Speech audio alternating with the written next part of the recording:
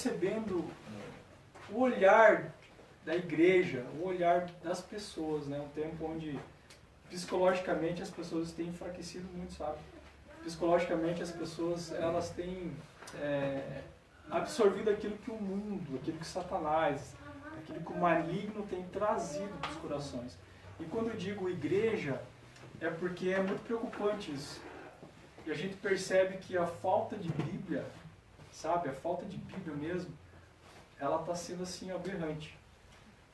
Você percebe como assim, na conduta das pessoas, na resposta que as pessoas dão para uma dificuldade, na resposta que elas dão no meio da família, da casa. Essa é a resposta, sabe, que muitos têm dado.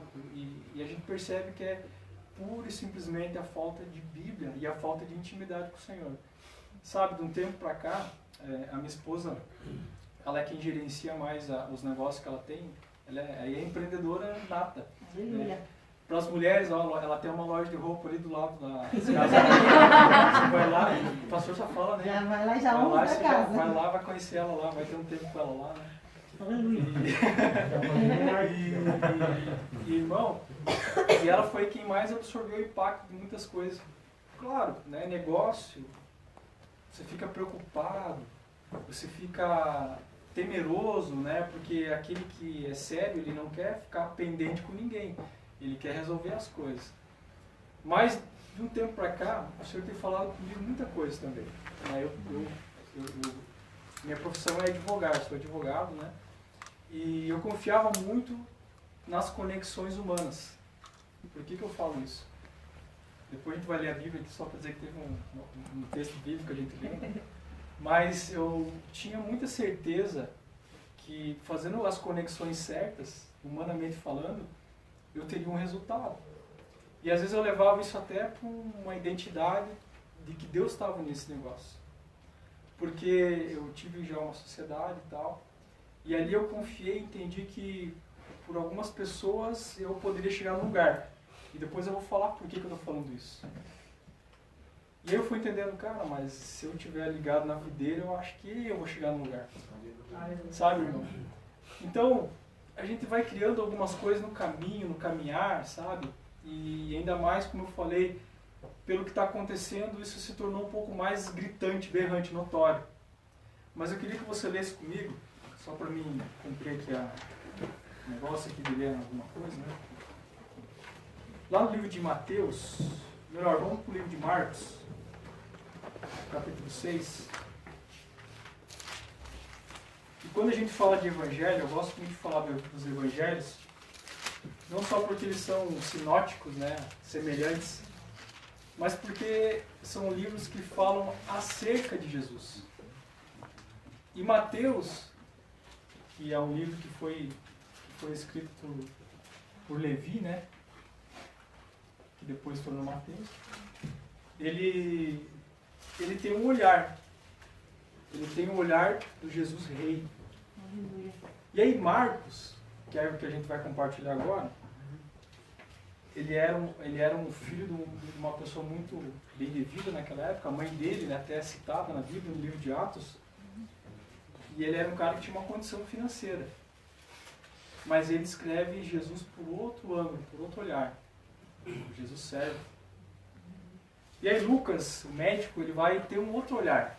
Ele vai ter o olhar de Jesus sobre aquele dos gentios, né? Vamos colocar nós aqui, os mais excluídos, aquele que está no meio da galera, assim. Ele vai ter o olhar de Jesus acerca desse povo. E aí João, ele é o cara que ele vai ter um olhar acerca dos sinais, né? O Jesus é aquele que tem os sinais, aquele que manifesta os sinais, aquele que provoca os sinais. Então cada evangelho é interessante porque cada evangelho ele tem um olhar. Ele tem um olhar acerca de quem é Jesus. E por que eu estou falando isso? Porque muitas vezes eu tenho um olhar de quem é Jesus, você tem um olhar de quem é Jesus. E na tua casa, tua esposa tem um olhar de quem é Jesus, teu marido tem um olhar de quem é Jesus, teu filho tem um olhar de quem é Jesus. E porque a gente muitas vezes não conhece, né, a linguagem um do outro, a gente sempre fala muito sobre isso, eu e a minha esposa, que as pessoas precisam conhecer a linguagem um do outro. Né? Eu, por exemplo, demorei muito para conhecer a linguagem dela. Né? A linguagem dela eu achava que era o quê? Presente, presente, presente. Mas a linguagem dela não, é serviço.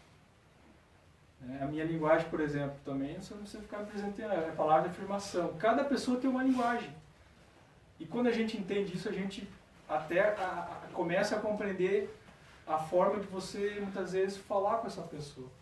Então, por exemplo, né, a Bíblia ela vai relatar, ela vai falar que esses 4 evangelhos eles têm um olhar diferente acerca de Jesus. Embora tenham o mesmo contexto, os mesmos textos. E aí lá em Marcos 6, que é o que a gente vai conversar, fala sobre o seguinte, olha, 6:30. Você tá afinadinho?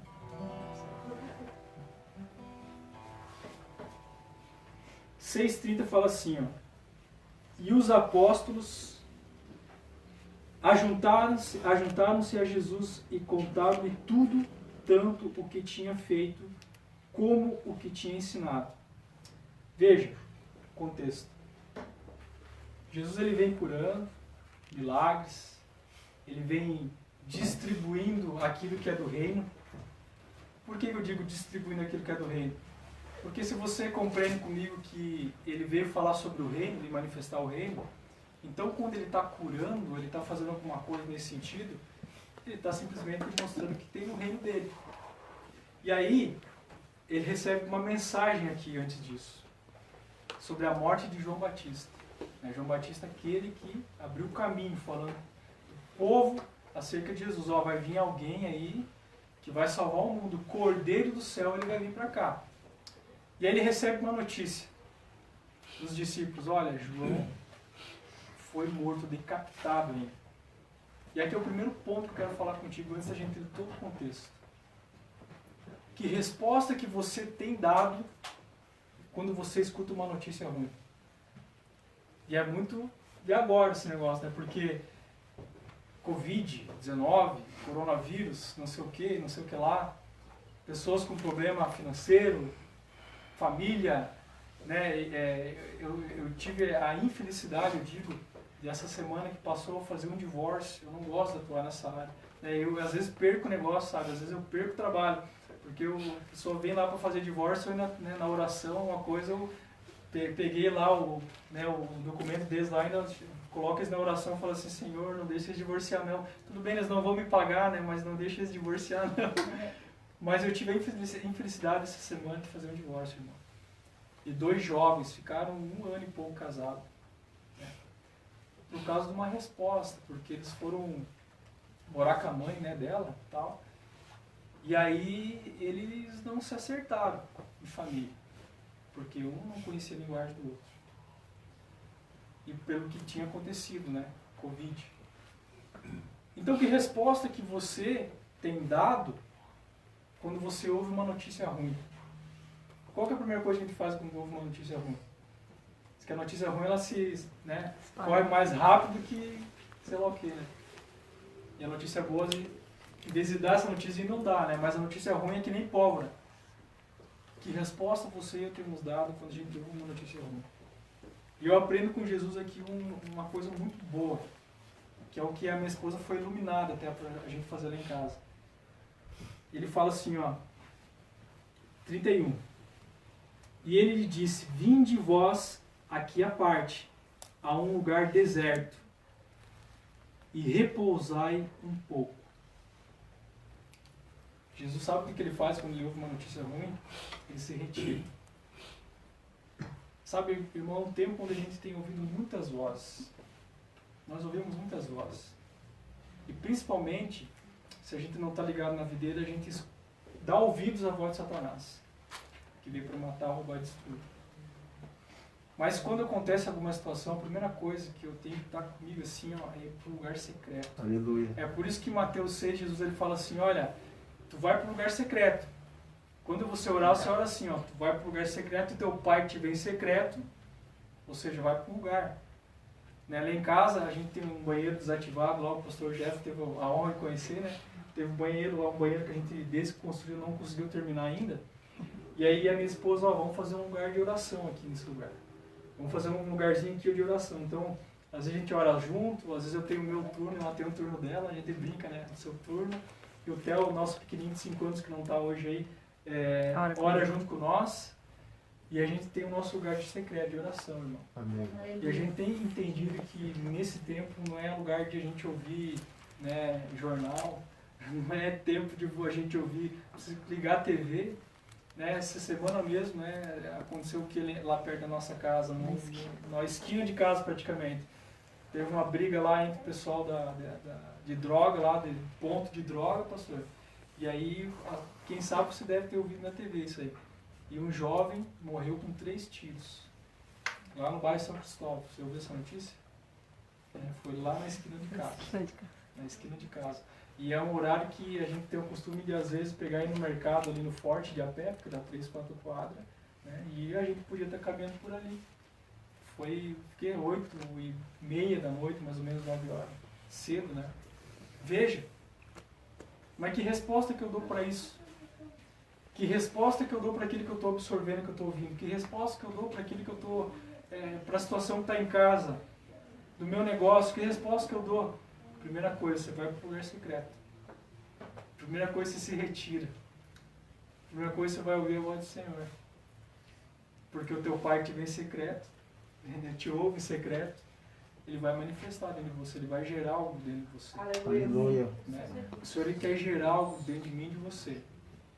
Sabe por que Ele quer gerar algo dentro de mim e de você? Por causa disso aqui, ó. Porque havia muitos que iam e vinham e não tinham tempo para comer. E foram sós num barco para um lugar deserto.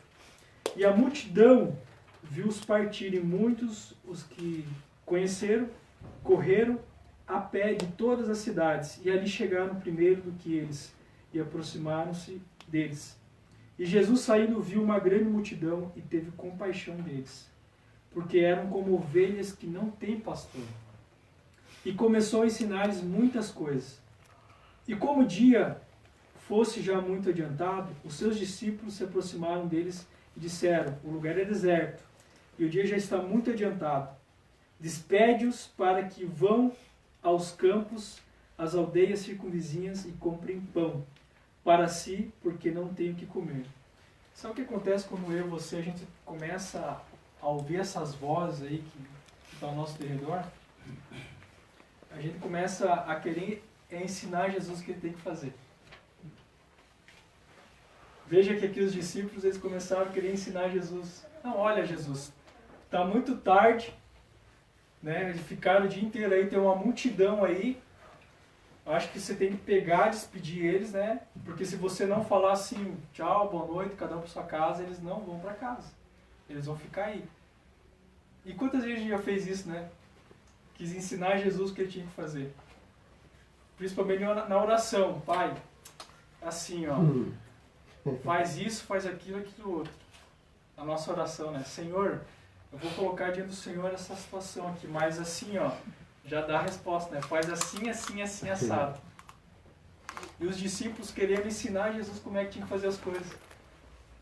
Sabe? Às vezes eu não sei se você, às vezes se olha, se observa assim quando você está lendo a Bíblia, mas eu observo muito. Porque a gente pede mais do que agradece, né? A nossa oração é muito mais petitória do que de agradecimento. E aí, Jesus, ele é Jesus, ele fala assim... Ele, porém, respondeu-lhes e disse: dai-lhes vós de comer. Já pensou você estar no meio de uma situação, eu não sei como é que está a tua casa, tua vida, eu não sei. Você está vivendo uma situação aí, onde você pensa assim, ó Jesus, eu já orei assim, já fiz um propósito, tudo certinho, né? Já falei o que eu queria, o que eu precisava. E aí Jesus fala assim, tá, então pega e faz alguma coisa. Dá você de comer. Irmão, tinha uma multidão ali, uma multidão. Sabe o que é uma multidão? Pessoas e pessoas e pessoas. Se você olhar o contexto bíblico, a grande maioria das pessoas que seguiam a Jesus eram pessoas com dificuldade. Eram pessoas que tinham necessidade. E necessidade do quê? De casa, de comida. muita gente nesse status. Né? Porque se você pegar alguns textos ali e observar comigo, você vai ver que eram poucos os citados que tinham uma condição. Nicodemos, Zaqueu, publicano, né? Se destacam, mas a grande maioria era multidão de pessoas com necessidade. Então aqui eu começo a entender assim, também outra pergunta que eu quero falar para você. Como é que você tem enxergado Jesus? E por que você tem escolhido servir Jesus? Sabe por que eu digo isso? Porque às vezes a gente transfere as nossas experiências para aquilo que eu quero de Deus. Sabe quando aquela situação de você às vezes estar numa igreja, você vai para outra, e aí já não serve, você vai para outra. E isso tem muito a ver com aquilo que eu transfiro, com aquilo que eu sempre carreguei, e na verdade eu nunca entreguei para o Senhor. E quando eu começo a transferir isso, então, quem sabe eu conheço só o Senhor Jesus, não Deus Pai. Porque Senhor Jesus é o que a gente tem mania até de falar na oração, né? Senhor Jesus, mas o Pai, o Deus Pai.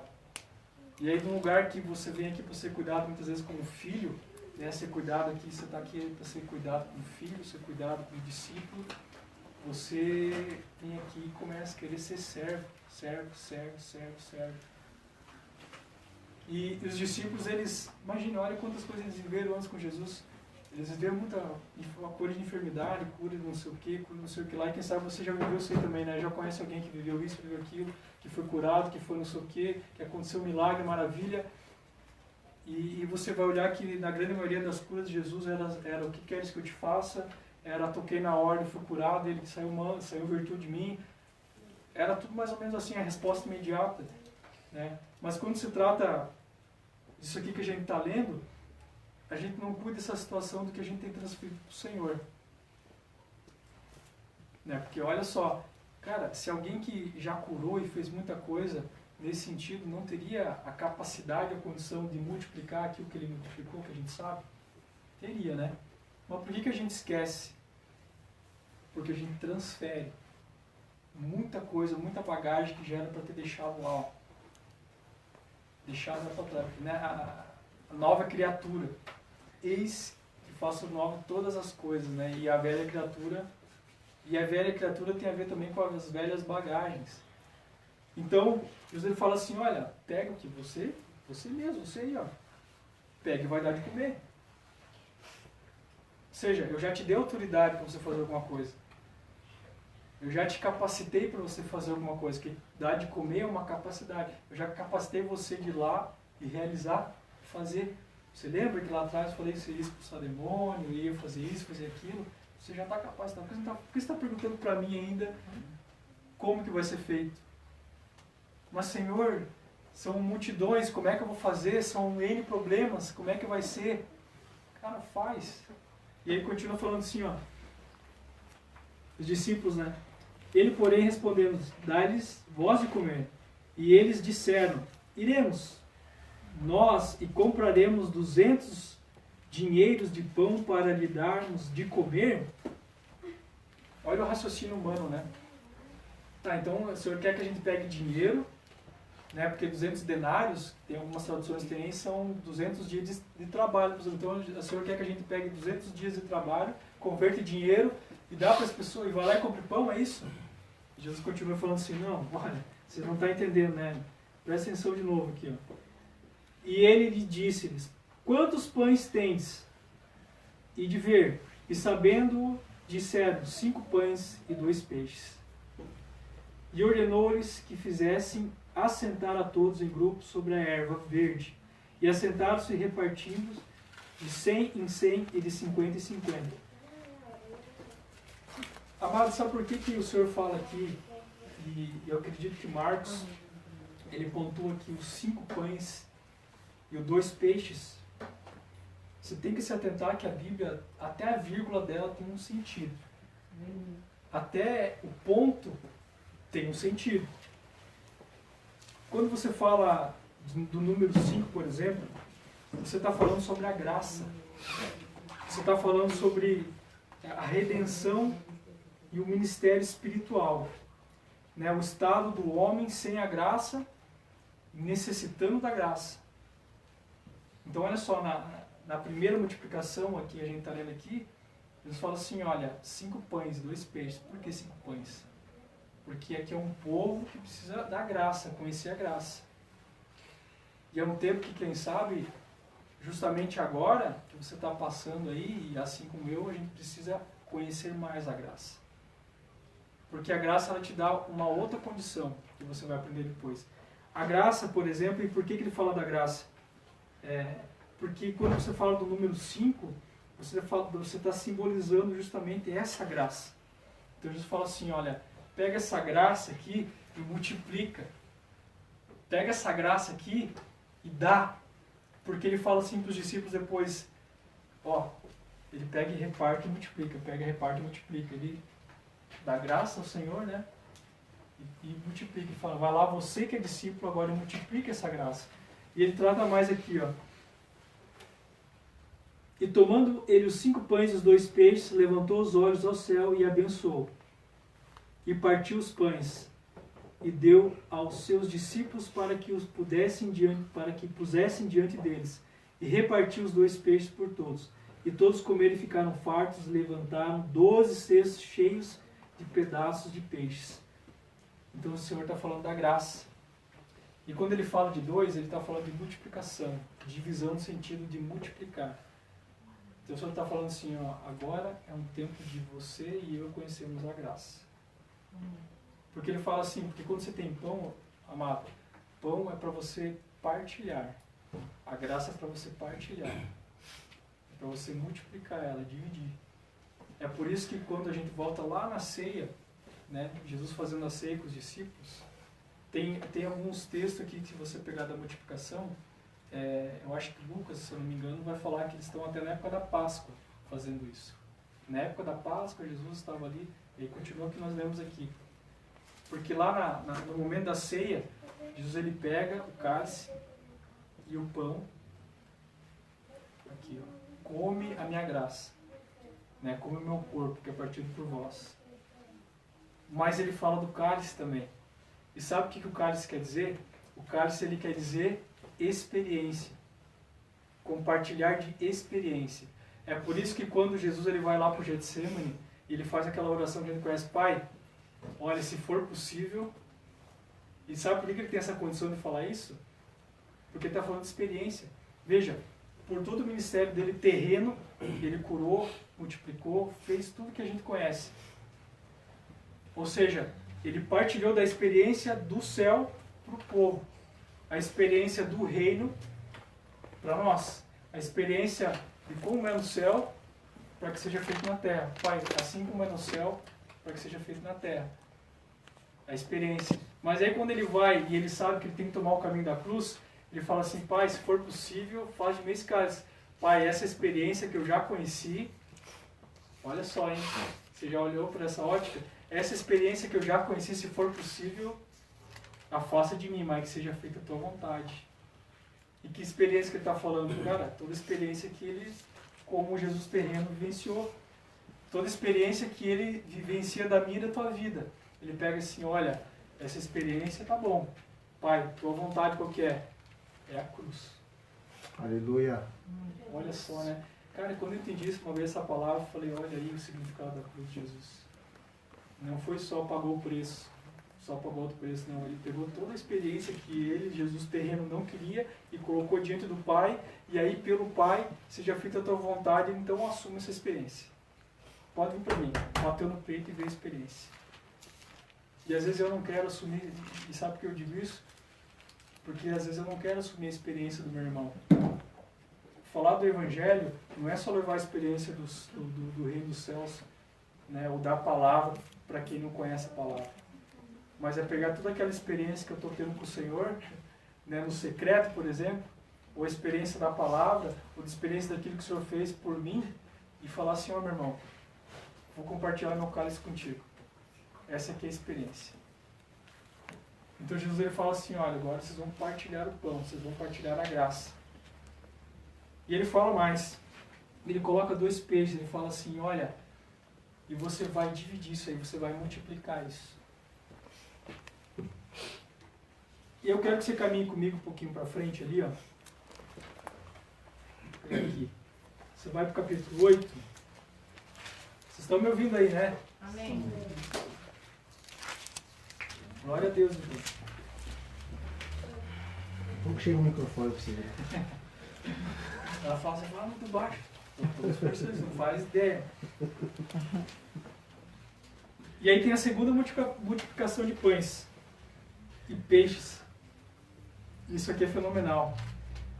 Olha, naquele dia, havendo muito grande multidão, e não tendo o que comer, Jesus chamou a si os seus discípulos e lhes disse: eu tenho compaixão dessa multidão. Falou a mesma coisa para aquela vez lá. Eu tenho compaixão dessa multidão, porque há 3 dias estão comigo e não tenho o que comer. E se os deixar ir em jejum para casa, eles vão desfalecer no caminho. Olha o cuidado, Senhor. Porque alguns deles vieram de longe. E os seus discípulos responderam-lhe: de onde poderá alguém satisfazê-los de pão aqui no deserto? De novo, eles não tinham entendido o negócio, né? Você viu que eu acho interessante esse contexto que a Bíblia traz dos discípulos, porque mostra a humanidade deles, né? Você veja que tem uns ali que não estão entendendo o negócio. Você conhece aquela pessoa que está caminhando a tempo com o Senhor, né, e parece que a ficha não caiu ainda? Você conhece alguém assim? Ou só eu conheço? Que você está ali falando 1 mais 2 é 4, 1 mais 2 é 4. Não consegue fazer isso? Não consegue fazer o cálculo. É porque 1 mais 2 não é 4, quanto que é? Ah, viu? Você tá vendo? É muito mais a questão do que se é falado do que como se fala. Então, 1 mais 3, quanto que é? Aí você tá ligado. E as pessoas, você tá batendo, a pessoa não entende, né? E olha, os discípulos viveram de novo, multiplicação, milagre aconteceu, e chegou na hora de novo, que Jesus estava lá falando com eles, explanando, dizendo: olha, eu tenho compaixão desse povo, olha, eu tenho amor, eu estou sentindo o que eles estão sentindo, eu sei que você está passando, eu sei que você está vivendo, eu sei como é que está a situação. Senhor, o que a gente faz essa multidão aí? Porque é isso que eles falam, olha, e se os deixarem em jejum para casa, eles vão desfalecer no caminho. Porque alguns deles vieram de muito longe. E os seus discípulos responderam: de onde poderá alguém satisfazê-los de pão aqui no deserto? E perguntando-lhes: quantos pães tendes? Mais uma vez Jesus fala assim: cara, o que é que você tem? Olha a insistência do Senhor, né? Na mesma situação, o que é que você tem? Sabe, aqui tem um segredo. Vou falar um segredo para você. Até esse eu compartilhei com o pastor Jefferson e a minha esposa, sabe? Quando começou a estourar toda essa situação aí, problemas, né? Eu estava indo para montar um escritório com mais uns colegas ali, e aí a gente retrocedeu, né? Vou pagar aluguel, vou gastar, né? Vou ser coerente, eu não vou fazer isso. E aí eu comecei a me preocupar também nessa área, né? Sustentar a casa, ajustar a casa. E aí a oração petitória: Pai, Pai, Pai, ajuda, ajuda, ajuda. Se puder, faz. E aí mas Senhor, qual que é a chave? Qual que é o segredo? Vou falar uma coisa para você, irmão. Desde que eu entendi quem Jesus é, eu sempre fui fiel. Sempre fui fiel. A minha esposa sabe disso. Sempre fui fiel no pouco. E isso é um grande segredo. E por que eu falo para vocês com muito temor? Porque tem muitos que não vivem esse segredo. Essa chave. A chave da fidelidade. Eu também estou com, não digo resistência, mas o Senhor também não liberou para mim falar sobre a questão de oferta, dízimo, salário da prosperidade ainda. Não é esse momento. Mas eu vou falar uma coisa para você. A fidelidade ela é uma chave que abre portas. E aí quando eu entendi isso, eu falei: tá, Deus, e aí? Você precisa ser mais grato, cara. E desde então eu tenho feito um propósito com Deus, Júnior falando, eu não peço mais nada. Eu não estou pedindo mais nada. A minha oração é agradecer ao Pai, Senhor, obrigado por isso, obrigado por aquilo, obrigado pela minha casa, pela minha esposa. Porque se a gente pensar, tem alguma coisinha para a gente agradecer, né? Quantos comeram hoje? Amém. Quantos dormiram numa cama hoje? Amém. Quantos estão com saúde hoje? Amém. E eu comecei a ser grato. Essa é a chave também. Além da fidelidade, a gratidão. E depois que eu girei essa chave, porque quem gira a chave é você. Lembre que ele é a porta. Mas quem vai girar a chave para abrir é você. E aí eu girei essa chave e falei, então tá bom, Senhor. Vou só agradecer. E a gente às vezes tem aquela tendênciazinha, né? Porque a primeira coisa que vem na cabeça, eu tô precisando e eu fiquei no agradecimento. E eu vou falar para você, irmão, eu estou vivendo um milagre. Glória a Deus. Vivendo um milagre. Glória a Deus. Milagre na minha área de trabalho. Sabe? Só agradecer. Deus, muito obrigado, Senhor. Obrigado pela saúde, eu agradeço. E aí o Senhor fala assim, e ordenou a multidão que se assentasse no chão. Às vezes a gente pensa que para Jesus fazer alguma coisa ele tem que tirar a gente do lugar que a gente está, né? Ah não, esse trabalho não dá mais, estou cansado, essa esposa, esse marido que não muda, esse filho que não obedece. E a gente, não, assim, quando você tal situação, aí eu vou tomar um passo de fé e eu vou caminhar em direção a isso. Olha só. E ordenou a multidão que se assentasse no chão, ou seja, no lugar que ele estava. Tomando, agora quantos pães são? 7 pães. E tendo dado graças, partiu-os e deu aos seus discípulos. Toda vez que Jesus parte o pão, ele se direciona a quem? A quem que ele se direciona? Para quem você tem direcionado as suas dores? O tempo que você está vivendo? Para quem você tem direcionado isso? Olha só, ele pega, ele olha para quem tem autoridade e que ele sabe que pode fazer isso e dá graça. Ele não faz oração, Pai, aqui tem 5.000 pessoas, né? E essas 5.000 pessoas estão comigo há 3 dias. E nesses 3 dias eles não comeram, Senhor. Então, multiplica. Não, ele pega e dá graça. Aleluia. Amém. E ele pega essa graça e mais uma vez multiplica. Agora veja uma coisa. Eram 5 pães na primeira multiplicação e quantos peixes?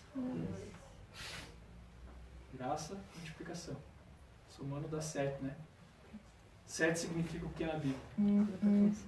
Perfeição. O estado de descanso. Quando eu estou num estado de descanso.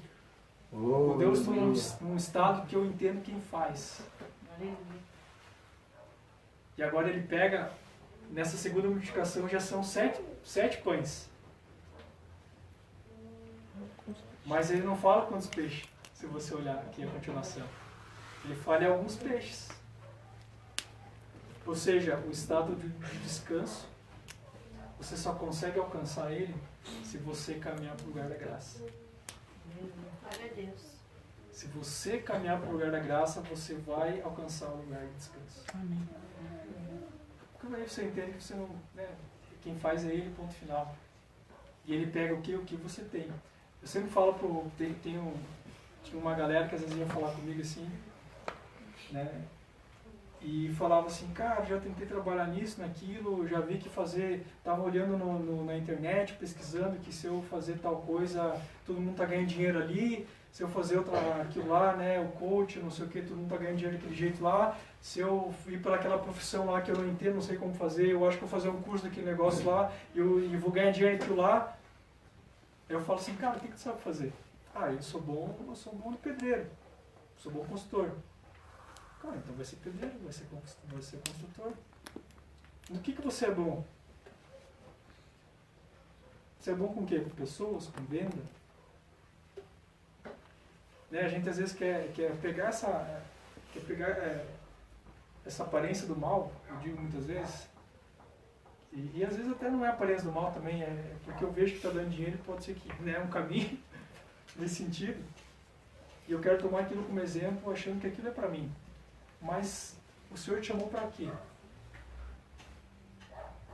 No que você é bom? Porque Ele pega aquilo que você tem e faz. Ele pegou mais uma vez aquilo que os discípulos levaram para Ele e Ele multiplicou para a multidão. E Ele fala assim, tinham também uns poucos peixinhos e tendo o quê? Dado graças. Ordenou que também os pusessem diante. E comeram e saciaram-se, e dos pedaços que sobejaram, levaram de 7 cestos. Interessante isso, né? E os que comeram eram quase 4.000. No primeiro comeu 5.000 e mais alguns. Agora 4.000, então deu uns 9.000, um pouquinho mais, né? Daqueles que comeram e sobraram. Agora na primeira multiplicação você tem 12 cestos que sobraram. Na primeira multiplicação. Porque ali o Senhor estava ensinando para os 12 discípulos a condição da graça. Que não tinha entendido ele. 12 cestos. Olha, cada um vai pegar um cesto aqui, né? E vai entender. Agora aqui ele já tem 7 cestos. Ele fala assim, agora que vocês aprenderam o que é graça, agora que vocês aprenderam o que vocês tinham que aprender, vocês vão andar num lugar de descanso. E lugar de descanso, sabe qual lugar que é? O lugar da fé. Hebreus 11:1. A fé é o firme fundamento daquilo que eu não, mas eu.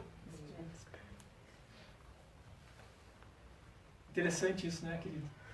A Bíblia ela é muito maravilhosa quando eu começo a entender essas óticas, sabe, da vírgula, do sentido que Jesus quer falar.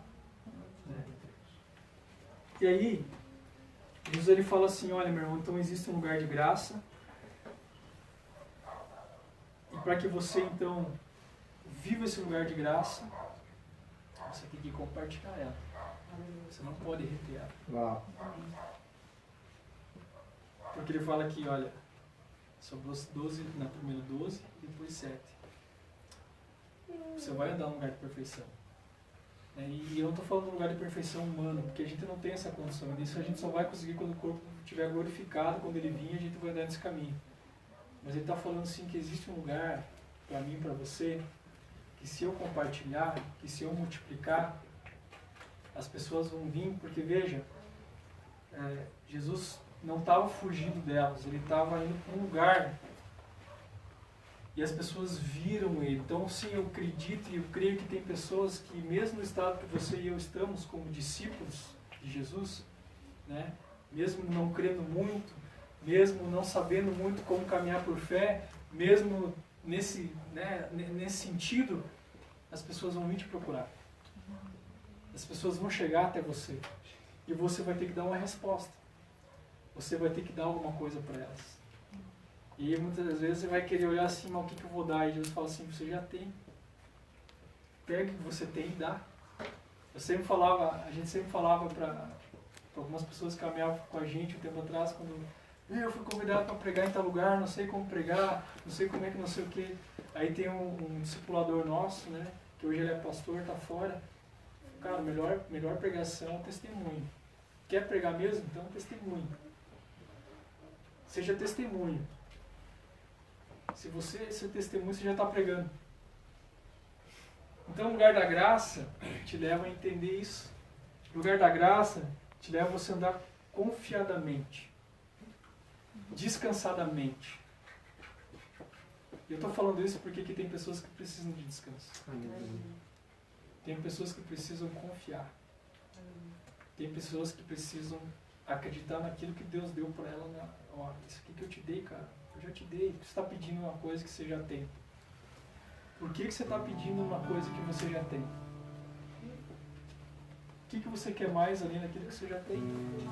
Eu vou multiplicar isso. Amém, amado? Eu ia falar mais umas coisas aqui, mas o senhor não parar. Aleluia, Jesus. Obrigado.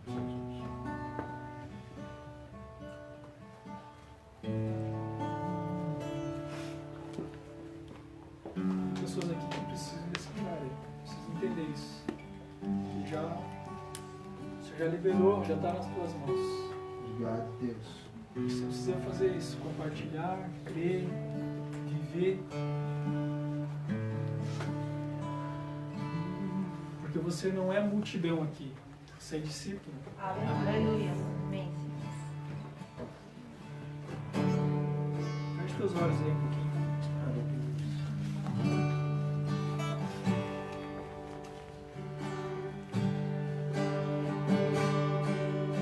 Oh, Deus. Obrigado, Jesus.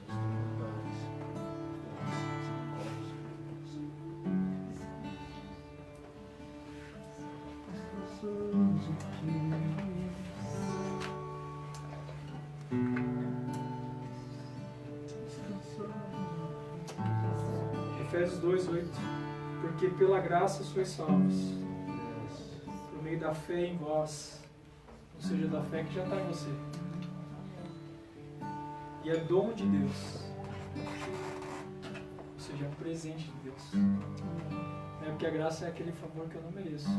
Você merece, eu mereço, a gente não merece. Não é merecedor de nada, mas mesmo assim ele olha com essa condição de discípulo amado e fala assim, ó, eu vou pegar o que você tem e eu vou fazer.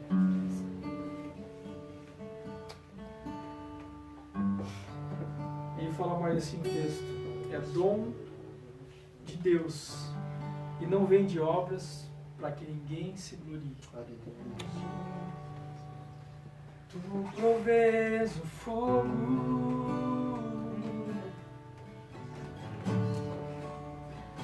e os sacrifícios.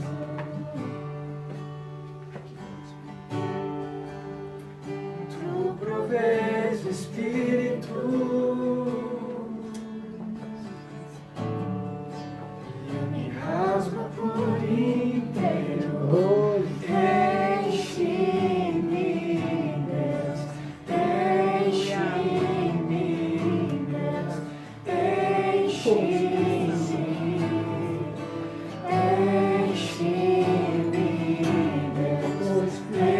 Enche-me, Deus,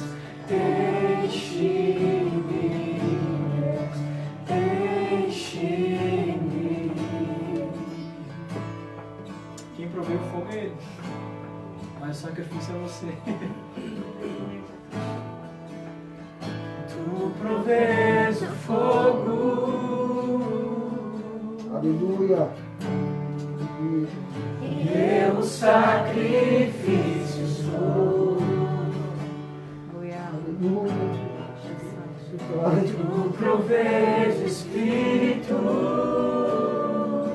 Obrigado, Jesus. Me rasgo por inteiro. Enche-me, Deus. Enche-me, Deus. Enche-me, Deus. Enche-me, Deus. Enche-me, Deus. Enche-me, Deus. Enche-me.